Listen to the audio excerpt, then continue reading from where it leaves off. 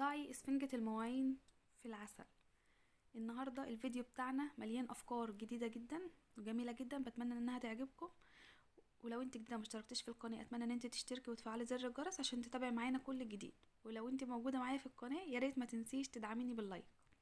اول فكرة معانا، لو عندك لحمة متلجة في الفريزر وعايزة تفكيها بسرعة وما عندكيش وقت، هتعملي ايه؟ هتجيبي طبق تحطي فيه مية وتحطي فيه كمية مناسبة من الملح، وهتحطي اللحمة في قلب الطبق ده. ممكن تنفع مع لحمة، فراخ، سمك، اي حاجة متلجة عندك. مجرد ربع ساعة بالظبط، حتى لو احنا في الشتاء دلوقتي والجو ساقعة تلج، هتفكي معاكي بسرعة جدا. جربيها وهتعتمديها في مطبخك، فكرة هتعجبك جدا جدا من غير ما تضحي بفوائد اي حاجة عندك من البروتينات بتاعتك. اتمنى ان الفكرة دي تكون عجبتكم، ويلا بينا ندخل على الفكرة التانية. الفكرة التانية معانا، عندك كمية توم كتيرة جدا وخايفة انها تفضى وما تستنفعيش بيها وترميها. الفكرة دي انا بعتمدها عندي كل سنة. بجيب التوم اقشره واحطه في علبة في الفريزر، بس بكون حاطه التوم في قلب كيس عشان الريحة بتاعة التوم والاكل اللي في الفريزر.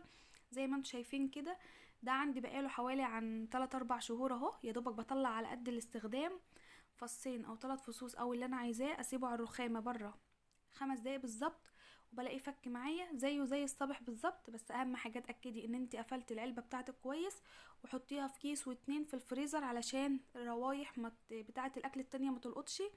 ويا ريت تحطي حته فحم او نص قطعه بطاطس في الفريزر بتاعتك عشان تمتص الروايح الزياده معاكي في قلب الفريزر. جربوها وهتعتمديها معاكي كل سنه، وان شاء الله باذن الله مش هتخسري حتى فص واحد توم. الفكره التالتة معانا، طبعا اكيد كلنا في الشتاء واكيد كلنا بنجيب الكرنب من السوق. زي ما انتم شايفين كده، الكرنبيه دي عندي بقالها يجي اسبوع اهي، ما جرالهاش اي حاجه خالص. زي ما انتم شايفين بناداها اهي. بس في طريقه حلوه جدا علشان تحفظي بالكرنبيه بتاعتك. طبعا الكرنبيه ما بنجيبها، استحاله واكبر غلط ان انتي تقعديها على الدايره بتاعت على قرص الكرنب، لا غلط. انتي لازم تقعدي الكرنبيه على جنبها بالشكل ده كده، وتحاولي تخلي الورق بتاعها ملموم على لفة الكرنب من جوه. شايفين من بره عامله ازاي ومن جوه عامله ازاي؟ يعني بصوا، من بره ما كانش فيها اي حاجه خالص، علشان كل الرطوبه اللي تطلع من الارض تطلع على الراس والعروق بتاعه الكرنبيه اللي قدامي. زي ما انتم شايفينها كده معاكم، صبحه لسه ما فيهاش اي حاجه.